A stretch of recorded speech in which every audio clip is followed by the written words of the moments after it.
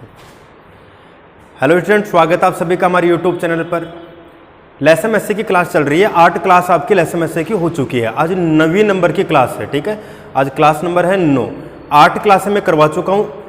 उन सभी क्लासेज के अंदर मैंने करवाए हैं पूरे टाइप 7। टाइप 7 मैंने किस तरह से करवाया है, पहले तो मैंने पूरे टाइप 7 के कॉन्सेप्ट बताया आपको। वो कॉन्सेप्ट बताने के बाद में जो भी आपने मेरे से क्वेश्चन पूछे हैं वो सभी क्वेश्चन मैं उन टाइप में से यहाँ पर ले चुका हूँ, बोर्ड पर ले चुका हूँ, ठीक है।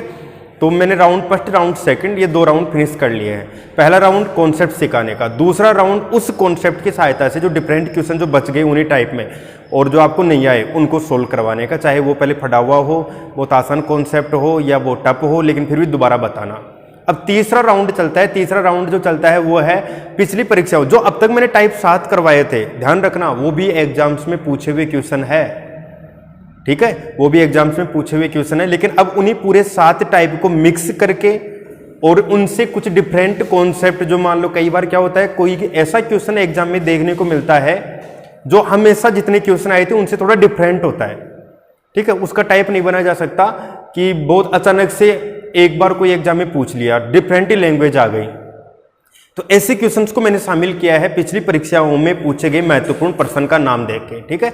तो जो अब तक 7 टाइप किए वो भी एग्जाम्स में पूछे हुए क्वेश्चन थे और ये भी एग्जाम्स में पूछे हुए क्वेश्चन है, लेकिन ये टाइप वाई टाइप नहीं है। इनमें कई जगह पर डिफरेंट लैंग्वेज आपको मिल सकती है, ठीक है। तो ये क्वेश्चन मैं करवाना स्टार्ट कर रहा हूँ।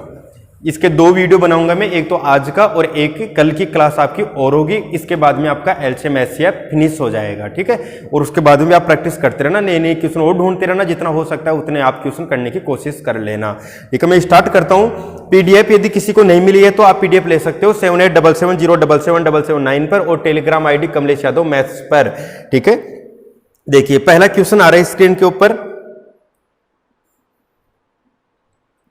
2 संख्याओं का लस्य उनके मस्य का 4 गुना है, साथ ही उन दोनों का योग 125 है।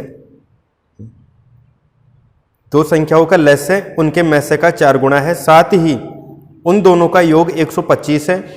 यदि एक संख्या 100 है तो दूसरी संख्या कितनी होगी।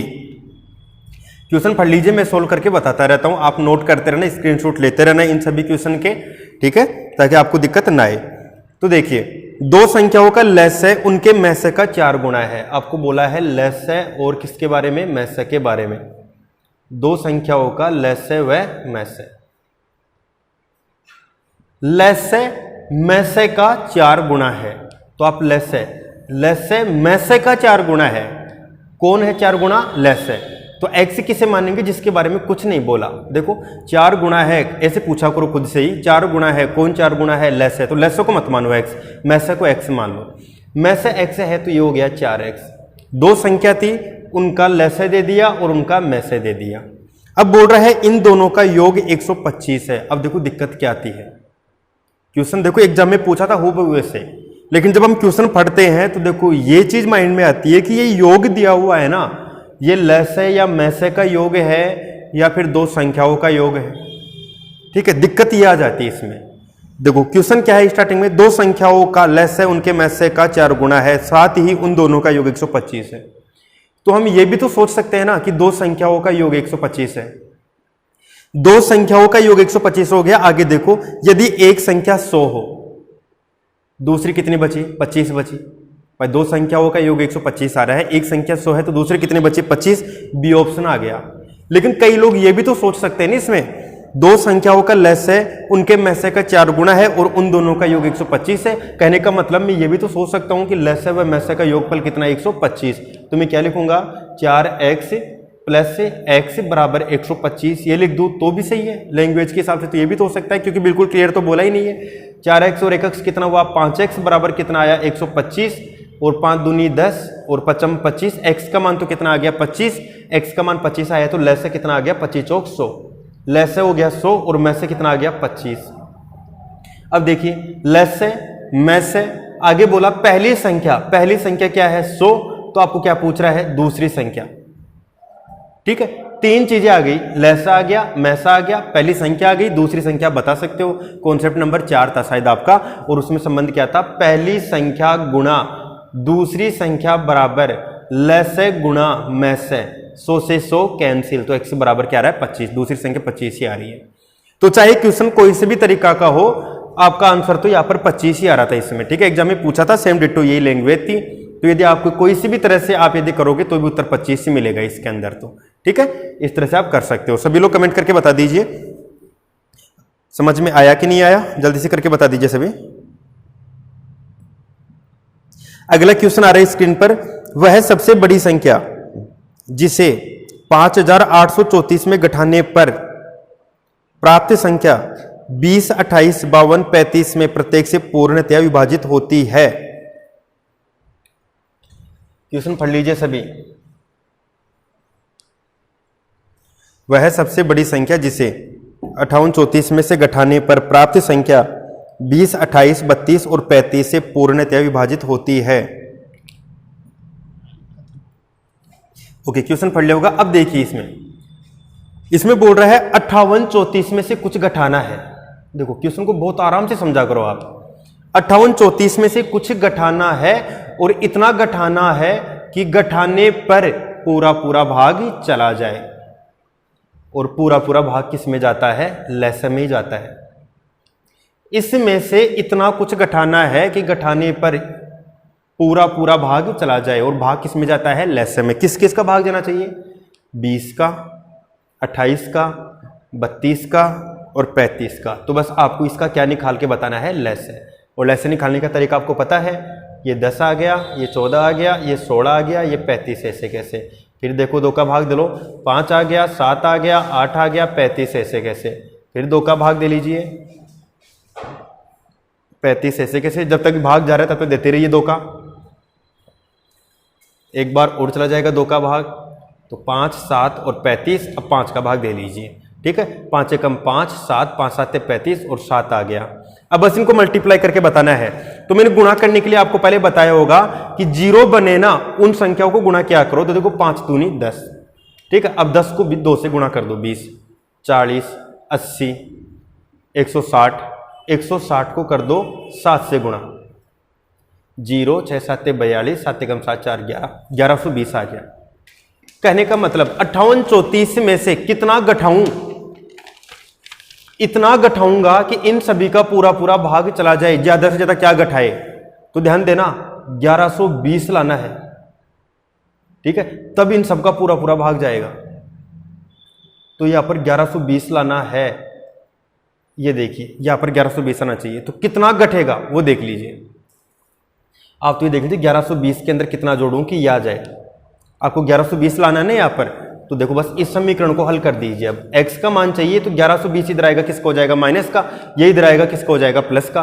तो 1120 को एक बार घटा के देख लो, 4, 3 में 2 गया तो 1, 8 में 1 गया तो 7, 5 में 1 गया तो 4, 47, 14 घटाओगे ना तो 1120 आएगा, ठीक है। देख लो ऑप्शन आ गया बी ऑप्शन, 47, 14 घटाने पर आपको 1120 मिलेगा। आपको बस इतना सा पता रखना था, इसमें से क्या घटाऊं कि 1120 आ जाए, तभी तो पूरा भाग जाएगा। तो 4714 घटाने पर पूरा पूरा भाग चला जाएगा, ठीक है। समझ में आ गया होगा आप सभी को। एक बार वापस बता देता हूं मैं। देखो क्या किया मैंने, आपको क्वेश्चन क्या दे रखा था, 5834 में से कितना घटाए कि इन सबका पूरा पूरा भाग जाए। इन सबका पूरा पूरा भाग किस में जाता है, लहसन में जाता है। तो बस इनका लहसन निकाल दिया और x का मान निकालना था। x का मान निकालना आपको आना चाहिए। देखो बस मेन चीज क्या थी, इसमें से कितना घटाऊं कि 1120 आ जाए। तो कितना घटाऊं, 4714 घटाओगे तो 1120 आएगा, चाहे घटा के देख सकते हो आप। या फिर अब 4714 प्राप्त करने के लिए आप 1120 घटा के देख लेना, इनके बीच का जितना अंतर होगा उतना तो घटाना पड़ेगा, ठीक है। इस तरह से आपका आंसर आ जाएगा। अगला क्वेश्चन देखिए स्क्रीन पर। दो संख्याओं के मैसे और लैसे का योग 680 है तथा लैसे मैसे का 84 गुणा है। यदि एक संख्या 56 है तो दूसरी संख्या ज्ञात करो।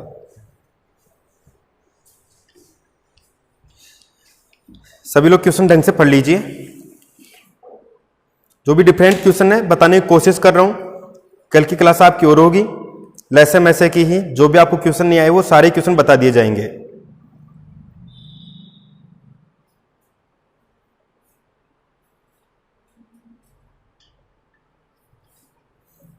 ओके, सभी ने पढ़ लिया होगा क्वेश्चन। अब मैं हल करके बता देता हूं, ठीक है।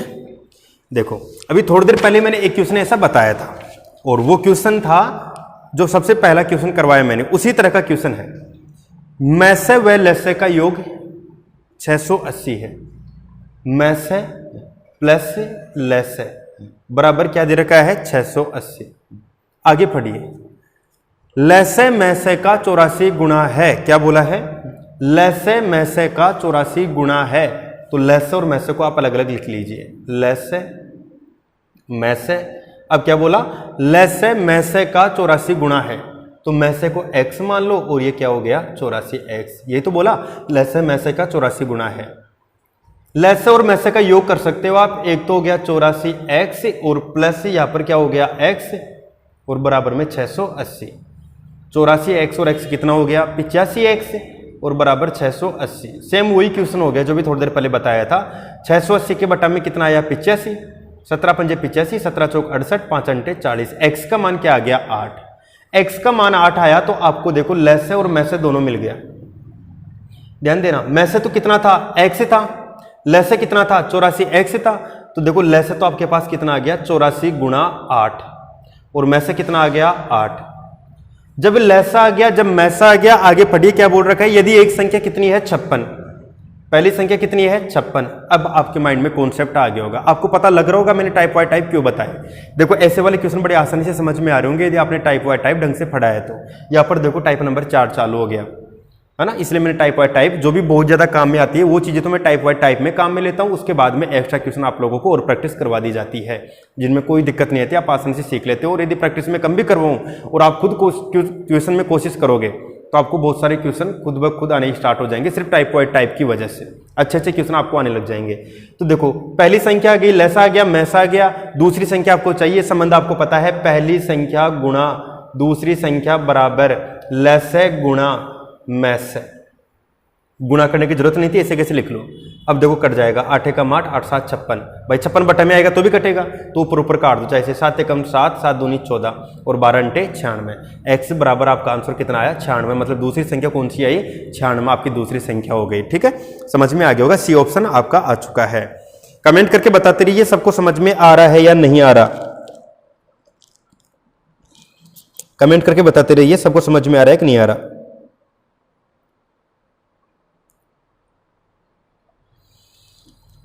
स्क्रीन पर देखिए अगला क्वेश्चन, जो भी न्यू स्टूडेंट जुड़े हैं चैनल सब्सक्राइब कर लीजिए, बेल आइकन प्रेस कर लीजिए। वह न्यूनतम संख्या ज्ञात करो जिसे 1294 में से घटाने पर और फिर शेष बची संख्या को 9, 11, 13 तीनों से विभाजित करने पर प्रत्येक बार 6 शेषफल बचे। वह न्यूनतम संख्या ज्ञात करो जिसे, क्वेश्चन को ढंग से पढ़िए, देखो आपको पता होना चाहिए क्या कहना चाह रहा है। एक ऐसी संख्या बतानी है जिसको 1294 में से घटाएंगे, ठीक है। 1294 में से घटाने पर जो संख्या बचेगी उसमें 9, 11 और 13 का भाग देंगे और इनका भाग देने पर प्रत्येक बार शेषफल कितना बचना चाहिए 6 शेष बचना चाहिए। बड़ा जोरदार क्वेश्चन है। तो आप इस क्वेश्चन, बड़ा जोरदार तो है लेकिन आप इस क्वेश्चन में एक बार इसे देखिए कि भाग किस किस का दे रहे हो। आप भाग दे रहे हो 9, 11 और 13 का, और आपको पता है 9, 11, 13 का शेष वगैरह की बात बाद में करना। आप तो ये बता दो 9, 11, 13 का भाग किस में जाता है। आप कहोगे सर 9, 11 और 13 का भाग जाता है इनके एलसीएम में, ठीक है। इनका एलसीएम निकाल लो तो 3 का भाग जा रहा है, 3 3 9। वैसे आपको बता दूं यदि ऐसी संख्या आती है तो बस इनको गुणा कर दो, वो एलसीएम आएगा, लेकिन फिर भी कर लो कोई दिक्कत नहीं है, पूरा कर लो, बाद में खुद ही आपकी स्पीड बढ़ने लग जाएगी। 11 एकम 11 और 13 एकम 13, देख लो वही 3 3 9, 9 गुणा 11 गुणा 13 ही करना पड़ेगा, तो इसे अंदाजा भी लगा के बाद में धीरे धीरे आप करने लग जाओगे। तो यहाँ पर गुणा कर लीजिए, 11 9 99 और 99 को किससे गुणा करोगे 13 से, ठीक है। 13 नाम 117, 13 नाम 117, ठीक है। 11 जोड़ोगे तो कितना हो गया 128, 1287 में पूरा पूरा भाग जाएगा, ठीक है। 1287 में तो पूरा पूरा भाग जाएगा, लेकिन शेषफल कितना बचाना है 6। शेषफल 6 बचाना आप लोगों को, तो मैंने आपको बताया था टाइप नंबर 5 में। शेषफल 6 बचाने के लिए 3 9, यहां पर 9 जाएगा, ठीक है। ये 2 1 1293 में 9 का भाग देंगे तो शेषफल 6 बचेगा, 11 का देंगे शेषफल 6 बचेगा, 13 का देंगे शेषफल 6 बचेगा। लेकिन क्या पूछा है 1294 में से कितना घटाए कि फिर शेषफल 6 बचे, तो देख लो 1294 में से कितना घटाना पड़ा आपको, 1293 बनाएंगे तभी तो शेषफल 6 बचेगा ना, तो कितना घटाना पड़ा है, 1 घटाना पड़ा है सिर्फ, बस आ गया। टाइप नंबर 5 मिल गया और थोड़ी सी एक बात और जुड़ गई और नया क्वेश्चन बन गया। तो आपके जो नए क्वेश्चन बनेंगे ना वो बस अब इसी तरह से बनेंगे कुछ, बाकी तो आपको टाइप वाइज टाइप, मैं आपको बार बार बोलता हूं टाइप वाइज, आप यदि टाइप वाइज टाइप क्वेश्चन ढंग से कर लेते हो तो अभी काम चल जाएगा। आपको ज्यादा, जैसे मैंने क्लास खत्म की है, एक्स्ट्रा क्वेश्चन मैंने 35 क्वेश्चन डाले, 35 में आपको 5 आए 10 आए चलेगा, खूब है। पूरे 35 के 35 की उम्मीद मत रखिए, बस टाइप वाइज टाइप जो करवाए उसकी टेंशन करिए, वो आपको बहुत अच्छे से आने लग जाता है। तो मैं गारंटी ले रहा हूँ, महीने 2 महीने जमकर प्रैक्टिस करते रहिए, जितना आता है उनकी प्रैक्टिस करते रहिए, जो नहीं आता ना उनमें से कई चीज़ें खुद ब खुद आपको आएंगी, बिना किसी टीचर के हेल्प के भी आप करने लग जाओगे। इस चीज़ की मैं पूरी गारंटी दे सकता हूँ। लेकिन बस आपको लगातार प्रैक्टिस करनी है, टाइप वाइज टाइप सीख के, और आपको जितना आता है ना वो क्वेश्चन करने, जो नहीं आता है उसे टिक करके रखना। महीने 2 महीने जमकर प्रैक्टिस करते रहो, किसी भी टॉपिक की प्रैक्टिस करते रहो, देखना उसके बाद दोबारा आ जाना 2 महीने बाद वापस इसी टॉपिक पर, कई क्वेश्चन आप खुद ब खुद करना स्टार्ट कर दोगे। लेकिन शर्त है टाइप वाइज टाइप क्वेश्चन आपको बहुत जोरदार तरीके से आना चाहिए, बस ये शर्त है, ठीक है। जो भी न्यू स्टूडेंट जुड़े हैं चैनल सब्सक्राइब कर लीजिए, बेल आइकन प्रेस कर लीजिए। आपके सामने आ रहा है अगला क्वेश्चन, देखिए वह सबसे छोटी संख्या कौन सी है जिसे 5, 6, 7, 8 से भाग देने पर प्रत्येक दशा में 3 शेष रहे किंतु 9 से भाग देने पर कुछ शेष न रहे। क्वेश्चन पढ़ लीजिए फिर मैं करके बताता हूं। 5, 6, 7, 8 से भाग देने पर तो प्रत्येक दशा में 3 शेष रहे, लेकिन 9 से भाग दो ना तो शेष न रहे। बड़ा जोरदार क्वेश्चन है, बहुत अच्छी तरह से सीख लेना इस क्वेश्चन को, बहुत शानदार क्वेश्चन है। और ऐसे क्वेश्चन में हमें ऑप्शन की भी हेल्प लेनी पड़ती है। ओके, तो देखिए करता हूं मैं स्टार्ट।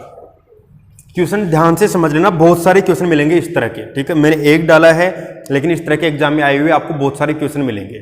मैंने कोशिश सिर्फ ये की है एग्जाम में आया हुआ हर कॉन्सेप्ट यहाँ पे लिख दूं, ये कोशिश की है मैंने, ठीक है। फिर भी कोई कॉन्सेप्ट छूट जाता है तो भी इनकी सहायता से उसे आप बड़े आसानी से सीख लोगे, ठीक है। वह सबसे छोटी संख्या कौन सी है जिसे 5, 6, 7, 8 से भाग देने पर 3 शेष बचे। मैंने क्या बताया है, शेष की टेंशन बाद में कर लिया करो, शेषफल 0 कब बचता है, लैसे में भाग देने पर। 5 का, 6 का, 7 का, 8 का लैसे निकाल दोगे, ठीक है। लैसे निकालना स्टार्ट कर दीजिए, 2 का भाग दे लो सिर्फ, बाकी तो गुणा हो जाएगा। 2 तिया में 6, 7 हो गया, 2 चौका 8 और 5 हो गया, 3 हो गया, 7 हो गया, 2 दूनी 4, फिर 2 का दे लो, 5 हो गया, 3 हो गया, 7 हो गया। और अब देखो सारी भाज्य संख्या नहीं यहाँ पर, तो चाहे पहले 5 लिख लो, फिर 3 लिख दो और फिर 7 लिख दो, ऐसे कैसे आ जाएंगे। अब बस इनको मल्टीप्लाई करना है जिसमें पूरा पूरा भाग जाएगा। देखो 5 दूनी 10, 10 दूनी 20, 20 दूनी 40, 40 को किससे गुणा करेंगे, 7 या 21 से, और 7 यहाँ पर 40 को 21 से गुणा करेंगे ना तो हो गया, 21 को 4 से गुणा करेंगे 84, 840 हो गया। आपका लैसे कितना आया है, 840। अब ध्यान देना, 840 आ गया। अब यहां पर बोला प्रत्येक दशा में 3 शेष बचना चाहिए, ठीक है। 3 शेष के लिए 843 हो गया 843। फिर किंतु 9 से भाग देने पर, इनका भाग दे तो 3 शेष बचे, लेकिन इस संख्या में 9 का भाग दूं ना मैं तो शेष नहीं बचना चाहिए, ये बोल रहा है। इनका भाग दूं तो 3 शेष बचेगा, पक्का है, आपको पता भी है, लेकिन 9 का भाग दो तो शेष नहीं बचना चाहिए। देखो 9 का भाग जा रहा है कि नहीं जा रहा। 8, 9 का भाजकता का नियम, बेसिक क्लासेज में बताया हुआ टॉपिक है भाजकता के नियम। भाजकता के नियम में क्या होता है, 9 का भाग आपको दे के देखने की जरूरत नहीं है। ऐसे आप 9 नाम 81, 3 बच गया, 9 3 27, भाग नहीं जा रहा, ऐसे करने की जरूरत नहीं है। यहाँ पर आप डायरेक्ट क्या कर सकते हो, अंकों का योग करो। 8 4 12 3 15, 15 में 9 का भाग नहीं जाता तो इस संख्या में भी 9 का भाग नहीं जाएगा। और शर्त क्या बोल रहा है कि 9 का भाग जाना चाहिए, तो गड़बड़ हो गई ये तो, ठीक है। अब देखो मैं सुधारता हूँ इस गड़बड़ को। ये लैसा था ना, 3 जोड़ा था, शेषफल 3 तो आ गया था, लेकिन 9 का भाग नहीं जा रहा था। तो आप ऐसी कंडीशन में ये करना, जब उत्तर नहीं मिले, इस 840 में लैस है ना, 840 और जोड़ दो, ठीक है, तो भी भाग जाएगा इन सबका पूरा पूरा। लैसे में लैसे जोड़ते रहोगे ना तो पूरा पूरा भाग जाएगा। तो आपके पास कितना हो गया, 1680। 1680 में इन सभी का भाग देंगे तो पूरा पूरा भाग जाएगा, लेकिन शर्त क्या है, शेषफल बचना चाहिए। और कितना बचना चाहिए, 3, 1683। अब इनका भाग दोगे तो शेषफल 3 आना चाहिए, लेकिन शर्त क्या है, 9 का भाग पूरा पूरा जाना चाहिए। तो चेक करो, देखें 6 1 7, 7 8 15 और 3 18, अंकों के योग में 9 का भाग जा रहा है तो संख्या में भी 9 का भाग जाएगा। मतलब 9 का भाग दूंगा इसमें तो शेषफल क्या आएगा, 0। और देख लो 1683 बी ऑप्शन आपका आंसर हो गया। ठीक है, ये आपका आंसर आ गया। यदि अभी भी ना मिलता तो हम क्या करते, 1680 में फिर 840 जोड़ते, फिर 840 जोड़ के 3 शेषफल के लिए फिर 3 जोड़ते, फिर 9 का भाग देके देखते, फिर भी ना मिलता, फिर आगे आगे ऐसे बढ़ते रहते, जहां पर ऑप्शन मिल जाए वहीं पे जाके रुकना था। तो ऐसे क्वेश्चन एग्जाम में आए हुए बहुत बार।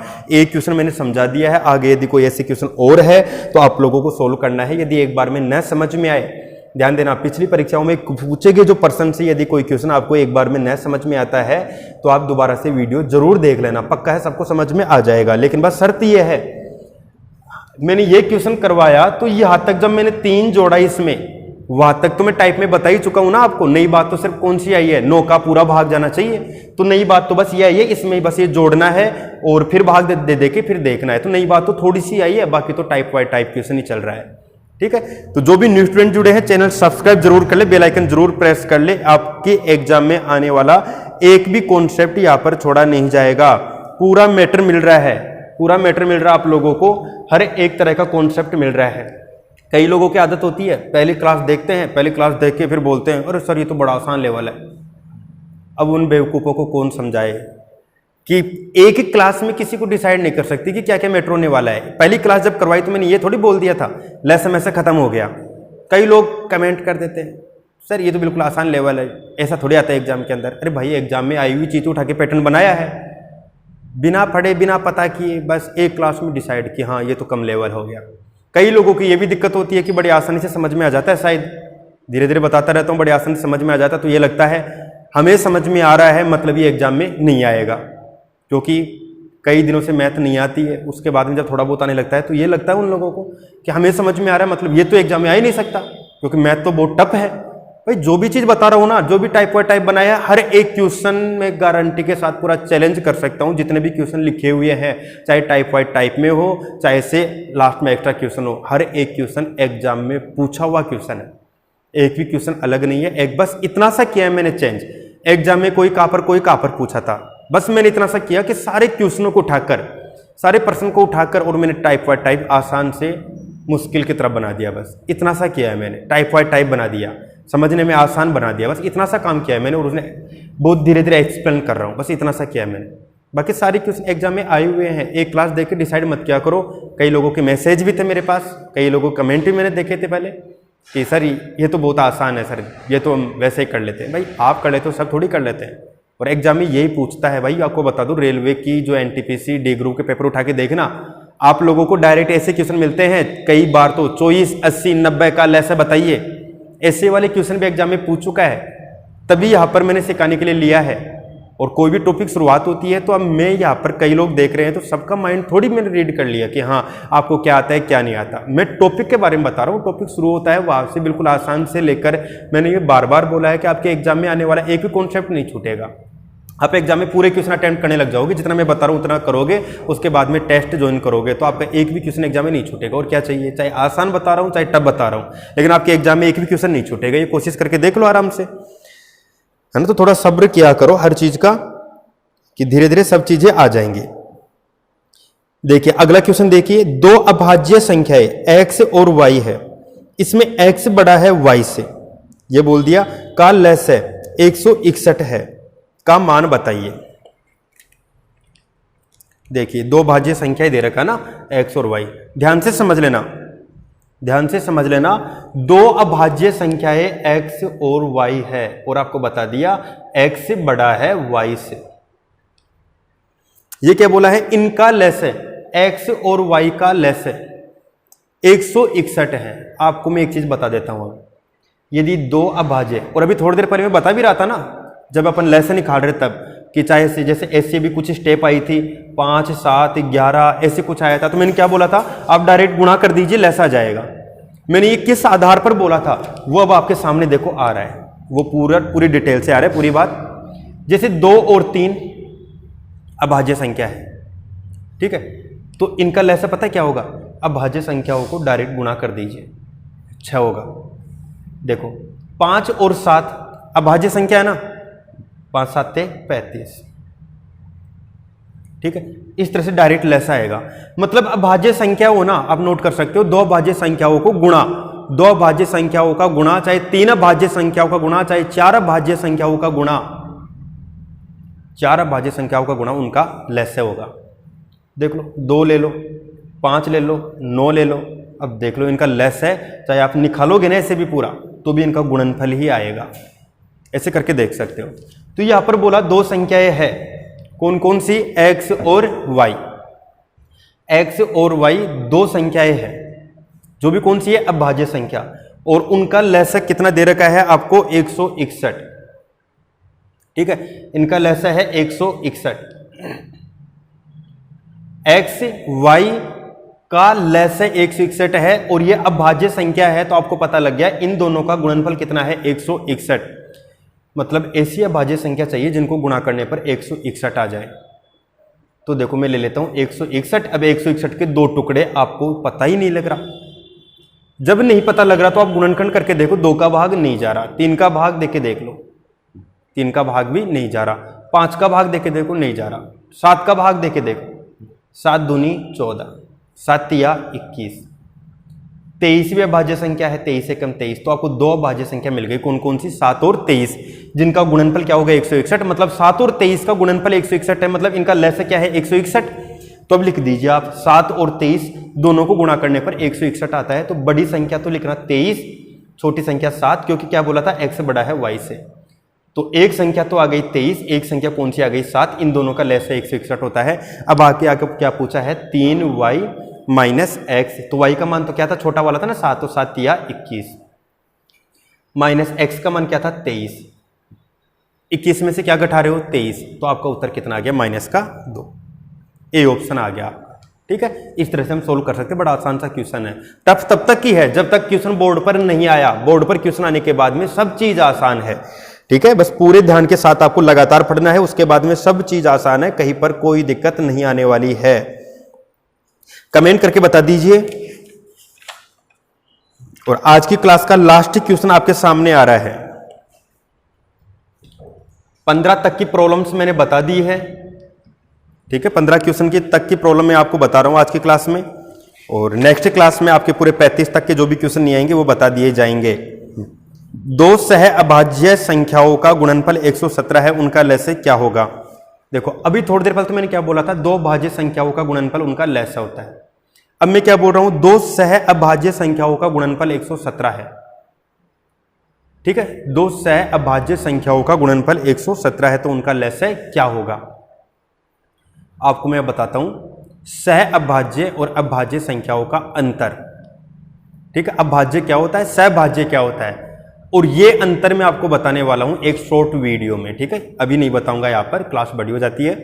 तो एक शॉर्ट वीडियो बहुत जल्दी आने वाला है, जिसके अंदर मैं सहभाज्य और अभाज्य दोनों का अंतर बताने वाला हूं। बाकी अभी क्वेश्चन करेंगे तो आपको थोड़ा बहुत समझ में आ जाएगा, लेकिन ज्यादा एग्जाम्पल वगैरह लेके मैं उस वीडियो के अंदर आपको बता दूंगा, आप देख लेना, आप तक पहुंच जाएगा, ठीक है वीडियो।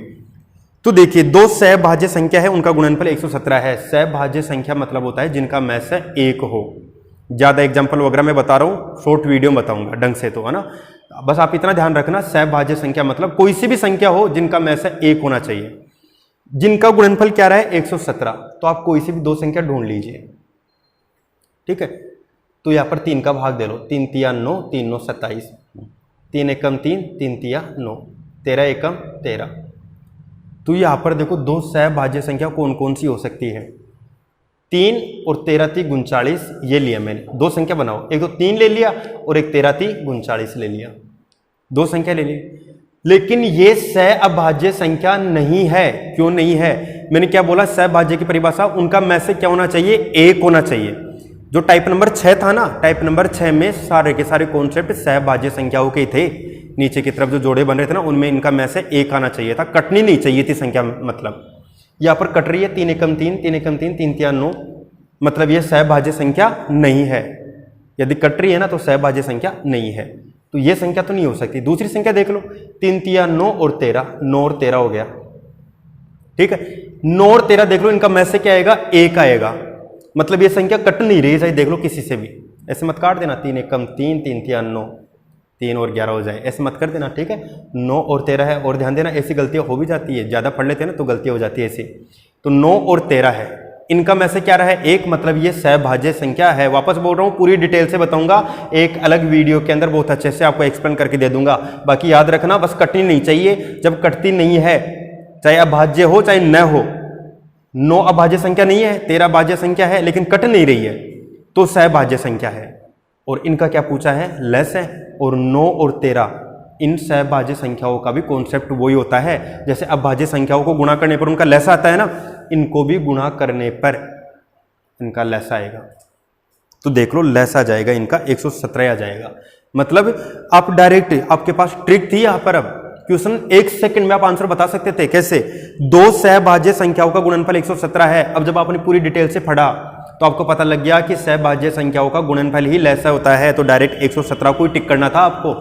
तभी मैं आपको बार बार बोल रहा हूं, स्पीड की टेंशन मत करना, बस चीजों को सीखिए आप। चीजों को सीखने के बाद जब दूसरी बार राउंड आएगा ना, जब आप दोबारा से क्वेश्चन आपके सामने आएंगे, तो आपके माइंड में आ जाएगा, अच्छा सहभाज्य है, सहभाज्य का गुणनफल तो लेस होता है, तो आप कौन फालतू के अंदर यहाँ पर संख्या ढूंढने बैठेगा कि कौन कौन सी संख्या सहभाज्य है। आप डायरेक्ट करोगे, हाँ सहभाज्य संख्या का गुणनफल 117, तो लेस भी 117 लो टिक कर दिया, ठीक है। इस तरह से आप करना शुरू कर दोगे।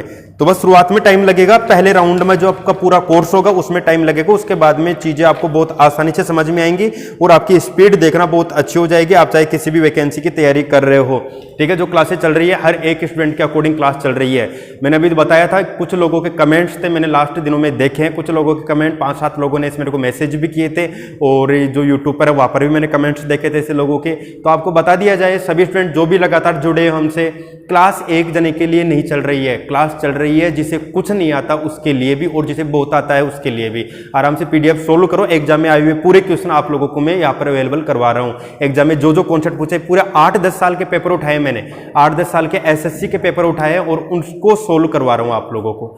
एलसीएम एचसीएफ के जितने क्वेश्चन बने हैं वो मैंने लेने की कोशिश की है लास्ट कई सालों के पेपर में से। फिर भी कोई कॉन्सेप्ट छूट जाता है तो मैं आपको बोल रहा हूँ, टेस्ट सीरीज आपकी स्टार्ट की जाएगी, उनके अंदर सारे क्वेश्चन आपके और शामिल हो जाएंगे। फिलहाल ये तो कर लीजिए, ये करोगे तो भी एग्जाम में कुछ छूटने के चांस नहीं है, लगभग पूरा मैटर आपके सामने आ जाएगा। तो बस आप ज्यादा से ज्यादा शेयर करते रहिए वीडियो को, चैनल सब्सक्राइब कर लीजिए, बेल आइकन प्रेस कर लीजिए, आपको मैटर में कोई कमी नहीं छोड़ी जाएगी, ठीक है। मिलते हैं नेक्स्ट क्लास में।